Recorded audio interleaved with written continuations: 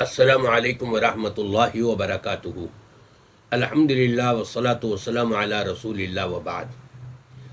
سامعین کرام، رب تبارک و تعالیٰ کا اپنی تمام بندوں کو، بالخصوص امت محمد صلی اللہ علیہ وآلہ وسلم کو یہ تاکید کی ہے۔ قرآن پاک میں ارشاد فرمایا، لقد کان لکم فی رسول اللہ اسوۃ حسنہ۔ نبی کریم صلی اللہ علیہ وسلم کا پیش کیا ہوا اسوہ یہ تمہارے لیے سیمپل ہے، نمونہ ہے۔ آپ کا سونا، جاگنا، اٹھنا، بیٹھنا، چلنا پھرنا، کھانا پینا، معیشت و معاشرت، تجارت، کاروبار، لین دین، آپ کی زندگی کا ہر لمحہ ساری انسانیت کے لیے یہ سیمپل اور نمونہ ہے۔ ہم دیکھتے ہیں کہ نبی پاک صلی اللہ علیہ وسلم کی حیات طیبہ میں یہ وہ کام کیا آپ نے کیا یا بتایا یا کسی صحابی نے کیا؟ اس سے پہلے آپ ذرا آج کے 13ویں 14ویں صدی کے ملاؤں کے گفتگو سن لیں، پھر میں آپ کو بتاتا ہوں۔ یہ SMS بھیجنا، یہ نئے سال کی مبارکباد دینا، یہ کارڈ دینا، یہ تبادلہ کرنا، یہ ہائی ہیلو کرنا، یہ اس طرح کی تقریبات کرنا، یہ کیک کاٹنا، یہ اس رات کو تفریحات میں گزارنا، یہ سب کا سب کفر میں شرکت ہے اور کفر سے مشابہت ہے۔ عیسائی جو ہیں، مسلمان ان کو کرسمس پہ مبارکباد دے سکتا ہے؟ بالکل نہیں دے سکتا۔ اپنے ہجری سال پہ مبارکباد نہیں دے سکتا تو کافروں کے لیے کیسے مبارکباد دے سکتا ہے؟ نئے سال پہ مبارکباد دینا یہ تو بدعت ہے، یہ تو کافروں کی رسم ہے۔ کہ نیو ایئر کی مبارکباد دینا کیسا ہے؟ تو بالکل جائز ہے، مبارکباد دینے میں کوئی مسئلہ نہیں ہے۔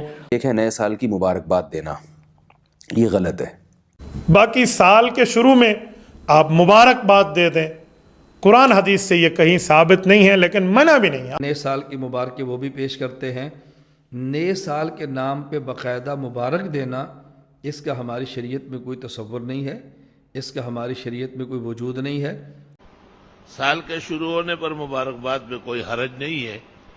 آپ نے دیکھا اس میں آپ کی ملاقات مفتی طارق مسعود صاحب سے بھی ہوئی، مولانا مکی صاحب سے بھی ہوئی، سجاد نعمانی صاحب سے بھی ہوئی، مولانا زرولی صاحب سے بھی ہوئی، اور اس میں مفتی عبد الواحد قریشی صاحب، اور اسی طرح الیاس گمن صاحب بھی۔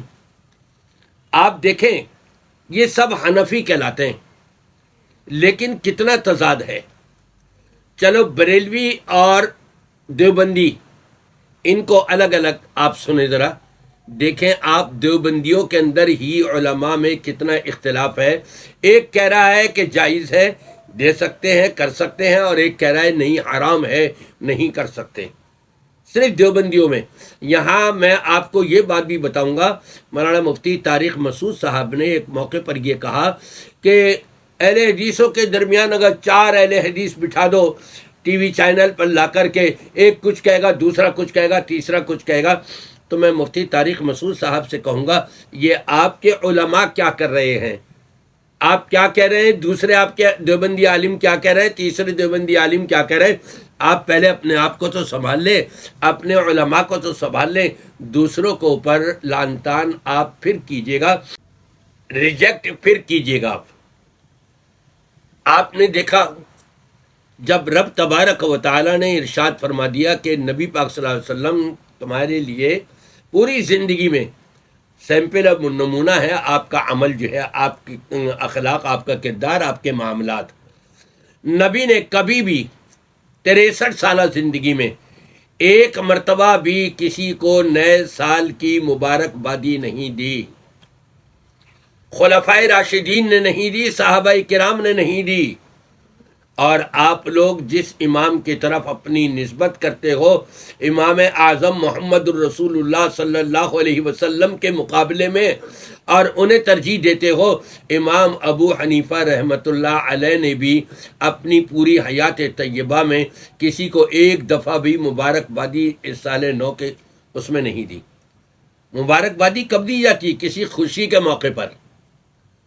آپ کا زندگی کا 1 سال ختم ہو گیا، کم ہو گیا، اور آپ مبارکباد دے رہے ہیں، مبارک ہو، مبارک ہو، مبارک ہو۔ انا للہ و انا الیہ راجعون۔ عقل بھی اس بات کو تسلیم نہیں کرتی کہ تمہیں اگر 60 سال زندگی ملی تھی، 55 سال ہو گئے، اب یہ 53 والا سال ختم ہو گیا اور مبارکباد دے رہے ہو، موت کے قریب آ گئے ہو۔ 7 سال پہلے 8 سال قریب تھے، اب 7 سال قریب آ گئے ہو، موت تم سے اتنا قریب آ گئی ہے، مبارک ہو۔ اس بات کی مبارکبادی دے رہے ہیں۔ مبارکبادی خوشی کے موقع پہ دی جاتی ہے، ایسے نہیں دی جاتی۔ ہاں، سال کا اختتام ہو تو ہم نے کیا کرنا ہے؟ آپ نے نہیں دیکھا بینکوں میں کہ 31 تاریخ کو دسمبر کو بینک تو کھلے ہوتے ہیں لیکن کوئی آ نہیں سکتا، کوئی پیسے نکلوا نہیں سکتا، جمع نہیں کرا سکتا، اندر پورا عملہ بیٹھا ہوا ہے اور وہ چیک کر رہے ہیں، پورا سال بھر کا حساب و کتاب کر رہے ہیں۔ دنیاوی طور پر تو آج کا تاجر، کاروباری آدمی، دکاندار بھی اپنا اس طرح سے حساب و کتاب کر لیتا ہے، لیکن دین کے لحاظ سے کبھی ہم نے حساب و کتاب کیا؟ یہ پچھلا سال پورا گزر گیا، میری کہیں نمازیں تو نہیں رہ گئیں، میرے کہیں روزے تو نہیں چھوٹ گئے، میں نے کسی سے لڑائی جھگڑا کر کے اپنی نیکیاں برباد تو نہیں کر لی، میں نے کتنے لوگوں کی غیبت کری ہے، میں نے کتنے لوگوں کی چوری کی ہے، میں نے کس کس کے ساتھ کیا کیا معاملات کیے ہیں، کیا کیا برائیاں ہو گئیں۔ اپنے گناہوں کو یاد کر کے یا اللہ یہ نیا سال کا آغاز ہو رہا ہے میری زندگی میں، گزشتہ جو بھی مجھ سے گناہ ہو گئے یا اللہ تو معاف کر دے، اور آگے کے لیے عزم کریں کہ اب ان گناہوں کے میں نے قریب بھی نہیں جانا۔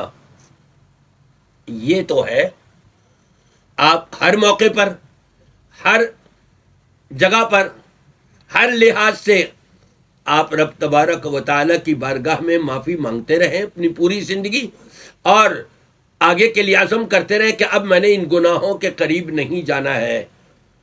تو یہ تو کوئی سمجھ میں آنے والی بات ہے، لیکن یہ آپ دیکھیں دیوبندی علماء بھی کتنوں نے کہا کہ درست نہیں ہے، جائز نہیں ہے، حرام ہے، کتنوں نے کہا کہ نہیں کر سکتے ہیں، کوئی حرج نہیں ہے، اور پھر الیاس گمن صاحب تو یہاں تک آ گئے کہ جی میں اس کو حرام تو قرار نہیں دیتا، درست نہیں ہے، لیکن ہاں جائز نہیں ہے تو کر بھی سکتے ہیں، کوئی حرج بھی نہیں ہے۔ یہ دین انہوں نے اپنے اپنے بنائے ہوئے ہیں، اپنے اپنے باباؤں سے لیے ہوئے ہیں۔ کاش کے دین کو محمد الرسول اللہ صلی اللہ علیہ وسلم کی ذات اقدس سے جو قرآن اور حدیث ملا ہے اس کو سامنے رکھتے ہوئے فیصلے کرتے، تو پھر یہ ان کا شمار ان لوگوں میں نہیں ہوتا کہ جن کے بارے میں نبی پاک صلی اللہ علیہ وسلم نے فرمایا ہے قرب قیامت کی علامات میں سے ایک یہ بھی ہے کہ گمراہ علماء ہوں گے، خود بھی گمراہ ہوں گے اور دوسرے لوگوں کو بھی گمراہ کریں گے۔ انا للہ و انا الیہ راجعون۔ میری دعا ہے کہ اللہ تبارک و تعالی ان علماء کو بھی ہدایت عطا فرمائے اور ہمیں ان کا ساتھ دینے والا نہ بنائے، بلکہ قرآن اور نبی پاک صلی اللہ علیہ وسلم کے فرامین پر عمل کرنے والا بنا دے۔